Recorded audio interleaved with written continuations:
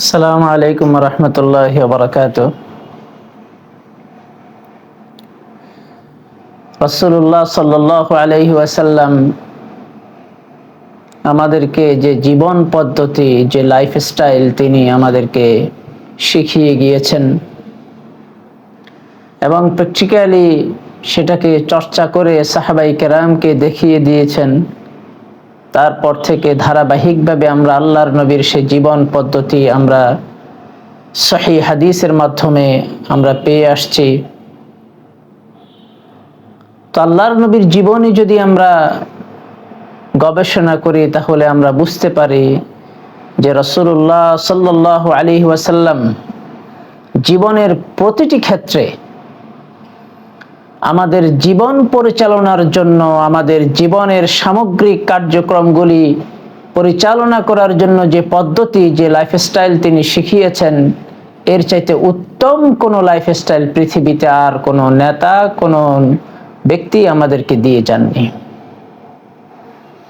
যেমন আল্লাহর নবী আমাদেরকে ঘুমানোর যে উত্তম পদ্ধতি শিখিয়েছেন, এর চাইতে উত্তম কোনো পদ্ধতি পৃথিবীতে নেই। খানা খাওয়ার যে পদ্ধতি আল্লাহর নবী আমাদেরকে শিখিয়েছেন, এর চাইতে উত্তম কোনো পদ্ধতি পৃথিবীতে নেই। তেমনিভাবে ওয়াশরুমে যাওয়া আসার যে পদ্ধতি আমাদেরকে তিনি শিখিয়েছেন, এর চাইতে উত্তম কোনো পদ্ধতি পৃথিবীতে নেই। এভাবে বলতে গেলে জীবনের প্রতিটি ক্ষেত্রে, রান্নাঘর থেকে শুরু করে সচিবালয় পর্যন্ত, জন্মের পর থেকে কবর পর্যন্ত জীবনের প্রতিটি ক্ষেত্রে সর্বোত্তম জীবন পদ্ধতি আল্লাহর নবী আমাদেরকে শিখিয়েছেন।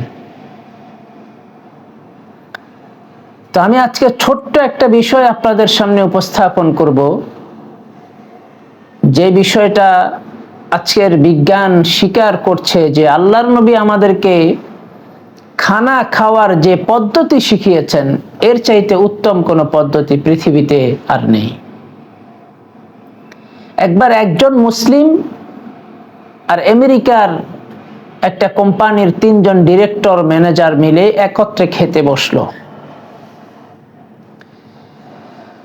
তো যখন তারা খেতে বসলো, ওই মুসলিম ব্যক্তি তিনি অত্যন্ত গভীরভাবে পর্যবেক্ষণ করলেন যে সেই আমেরিকান ব্যক্তিরা, ডিরেক্টর, ম্যানেজাররা তারা চামচ রেখে হাত দিয়ে তারা খানা খাচ্ছে।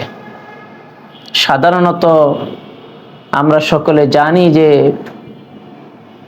পশ্চিমা বিশ্ব, সাদা চামড়াওয়ালা যারা আছে, তারা সাধারণত খাবার দাবার ইত্যাদি গ্রহণ করার ক্ষেত্রে চামচের ব্যবহারটা তারা বেশি করে। কিন্তু ওই মুসলিম ব্যক্তি বলেন, আমি সর্বপ্রথম তাদেরকে দেখলাম যে তারা খাবার রেখে, চামচ রেখে তারা খাবার গ্রহণ করছে, হাত দিয়ে তারা খাবার গ্রহণ করছে। আমি অত্যন্ত আশ্চর্যান্বিত হলাম এবং আরো লক্ষ্য করলাম যে খাবার শেষে তারা আঙ্গুলগুলি চেটে খাচ্ছে। তো আমি কৌতূহলী হয়ে অজানাকে জানার উদ্দেশ্যে আমি তাদেরকে প্রশ্ন করলাম, হোয়াই ইউ ডিড দিস? তোমরা এটা কেন করছো?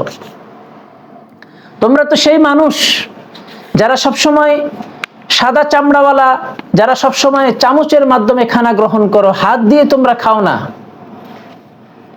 হাত দিয়ে গ্রাস গ্রহণ করে খাওয়া, 3 আঙ্গুলের মাধ্যমে খাওয়া, এই খাবার জীবন পদ্ধতি, এই খাবারের এই উত্তম পদ্ধতি তো আল্লাহর নবী শিখিয়ে গিয়েছেন। তোমরা কেন তোমাদের সেই চামচের পদ্ধতি থেকে ফিরে এসে এখন তোমরা সেই হাতের পদ্ধতিতে তোমরা ফিরে আসলে? তখন সেই 3 জন ম্যানেজার, ডিরেক্টর, তারা আমাকে প্রতি উত্তর করলো যে নতুন গবেষণা এসেছে বিজ্ঞানের।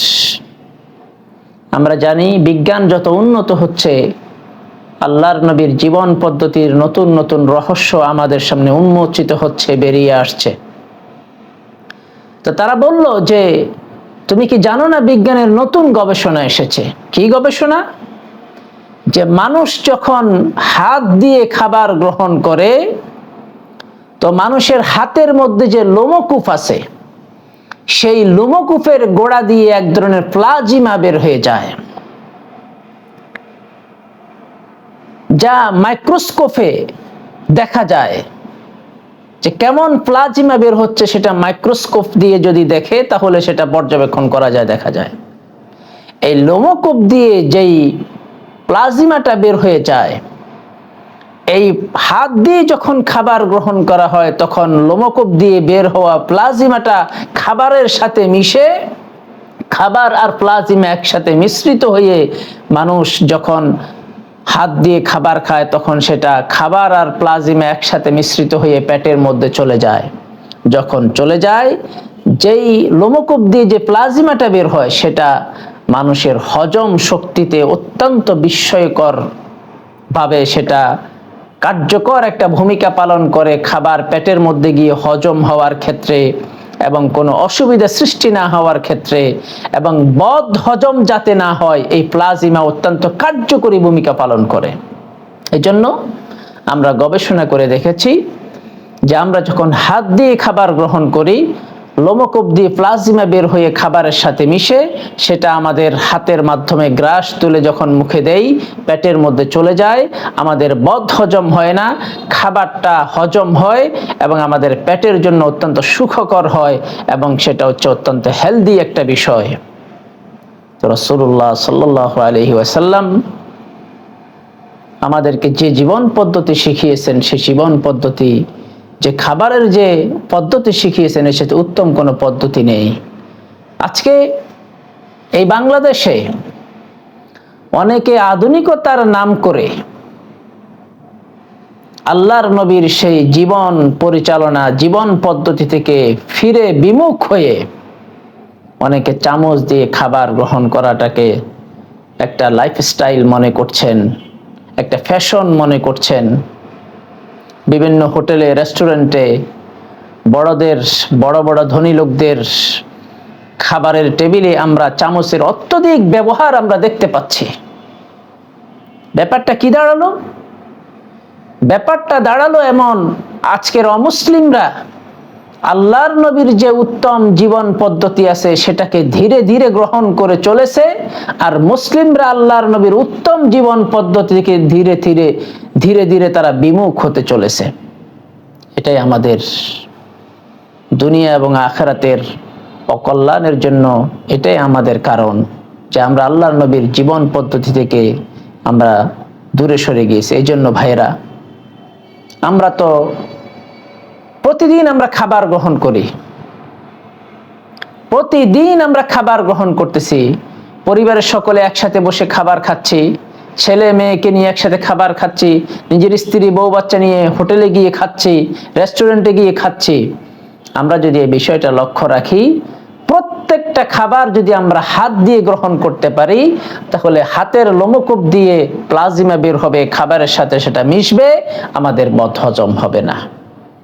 বিজ্ঞানের অত্যন্ত সফল এবং কার্যকরী গবেষণা। আল্লাহ পাক রব্বুল আলামিন আমাদের সকলকে হাত দিয়ে খাবার গ্রহণ করাটাই হচ্ছে জীবনের উত্তম পদ্ধতি, খাবারের উত্তম পদ্ধতি। এটা আমাদের জীবনে আল্লাহ আমাদেরকে বাস্তবায়ন করার তৌফিক দান করেন। আসসালামু আলাইকুম ওয়া রাহমাতুল্লাহি ওয়া বারাকাতুহু।